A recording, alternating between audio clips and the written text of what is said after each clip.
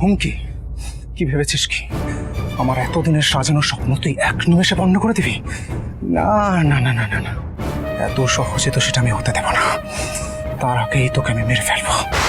যদি তাই হয় তাহলে আপনিও নিস্তার পাবেন না। কেন কেন উঠে পড়ে লেগেছিস আমার পেছনে? কি কি চাই তোর? এতক্ষণে কাজের কথা কয়েছে, বাঘ চাই আমার। যে খেলা আপনি সাজিয়েছেন এই মালতীলতাকেও দলে নিতে হবে। ভুলে যাবেন না জমিদার মশাই, এই মালতীলতার উপর দরদ এখন আপনার চাইতো বেশি রানীমার। যান এবার ফুল সজ্জা করুন গে। আমি যদি চলি ডালে ডালে, এই মালতীলতা তো দেখছি চলে পাতায় পাতায়। ঠিক আছে মালতী, তোমার উপর নজর থাকবে আমারও। দেখি কতবার বাড়তে পারো তুমি।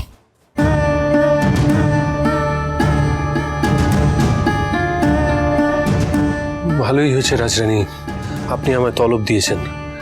আমি আসছিলাম আপনার সঙ্গে একটা জরুরি বিষয় নিয়ে আলোচনা করতে। কেন, আবার কিছু হয়েছে নাকি? বলছি, আগে আপনি বলুন কেন ডেকেছিলেন? কি আর বলবো দয়ারাম দাদা, আপনি তো ছিলেন, সবই দেখলেন সবাই কি ঘটে গেল আজ। জামাই বাবা জীবনের ওপর একটু নজর রাখবেন তো। আপনি এই ছেলের ভাবগতিক ভালো ঠেকছে না, পরীক্ষা করে দেখতে হবে। তার মধ্যে আমাদের তারা জানাক সে কি চায়।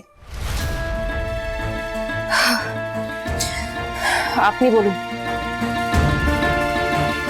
বগুড়ায় যে তান্ত্রিকের দলের সঙ্গে দেখা হয়েছিল তাদের উপর আমাদের কয়েকজন গুপ্তচর নজর রেখেছিল।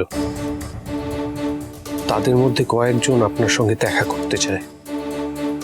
আজই আসতে চাইছিল, কিন্তু আজকে এত রাত হয়ে গিয়েছে যে আমি বললাম কাল সকালে বরং আপনার সঙ্গে। পেশার ঠাকুরপোকে খুঁজে বের করে এর বিহিত আমি করব।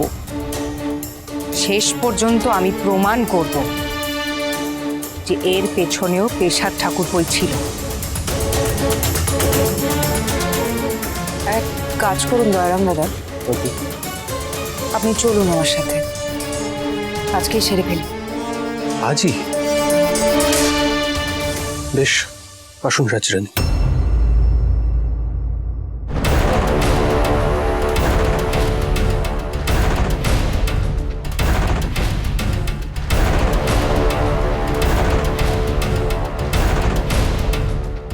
বলুন আপনাদের কি বলার আছে। আমরা জানি বগুড়ার মন্দিরের ত্রিশূলে কে রক্ত লাগাতে বলেছিল। আর নাম বলুন তাহলে। নাম বলে দিলে আমাদের কোনো ভয় নেই তো? নির্ভয় বলুন। আপনাদের সুরক্ষার দায়িত্ব এই নাটোরের রাজরানীর। তিনি হচ্ছেন দেবীপ্রসাদ মৈত্র।